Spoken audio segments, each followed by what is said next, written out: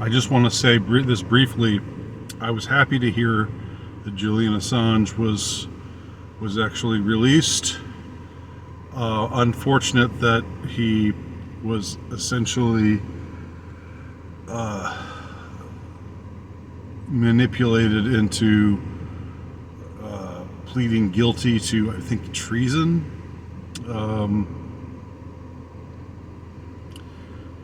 But were I in his shoes, and I'd been in prison for as long as he had, and I had a family and that I thought I would never see again, and I was given an opportunity. I'm not going to say I would necessarily stand on principle of not pleading guilty to something that I don't really feel that I'm guilty of. I don't hold that against him at all. So yeah, it's really. I'm not going to lie. I don't usually care about news stories, but there was something about seeing that man walk free into a waiting airplane to fly him back to his home country. That was rather heartening. He looks a little the worse for the wear, but probably looks better than I would look after however many years in prison that he spent. And I think he was at he wasn't at a minimum security, a prison for white collar criminals where you have tennis courts and basically it's not much of a rough life at all. I think he was in an actual legit maximum security prison. So can only imagine what he had to suffer through there, especially with his fate hanging on a thread, not knowing if he's going to be extradited.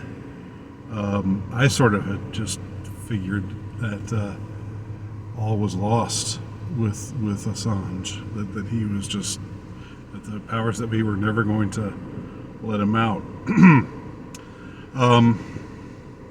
But I'm happy that it doesn't seem to have been the case. Now, I know there are some sticklers in the dissident right, or the right generally, who are still mad at Assange for certain things that he did years ago. I remember hearing that sometime in the aughts, he exposed everybody who was a member of the BNP in the UK. He made that information public, and some people are still mad at him for that. I think on balance, the good well outweighs the bad, and to think that without him, those Podesta emails would never have been exposed. No Podesta emails, no weird references to pizza, and we might have continued in somewhat ignorant, in somewhat of a state of ignorance regarding the sick practices of the elites.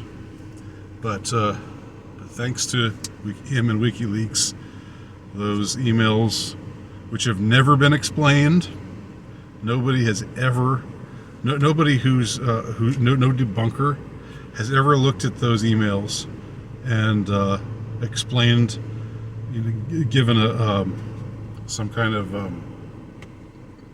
benign explanation for what's going on here with all this coded language.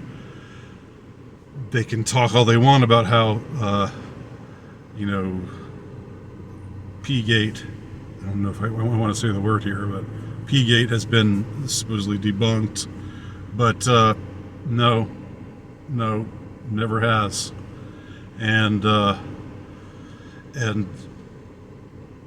again, without the intervention of Julian Assange and WikiLeaks, those documents would have never gotten out to become part of the public record. So I'm very thankful to Assange for that, and wish him well.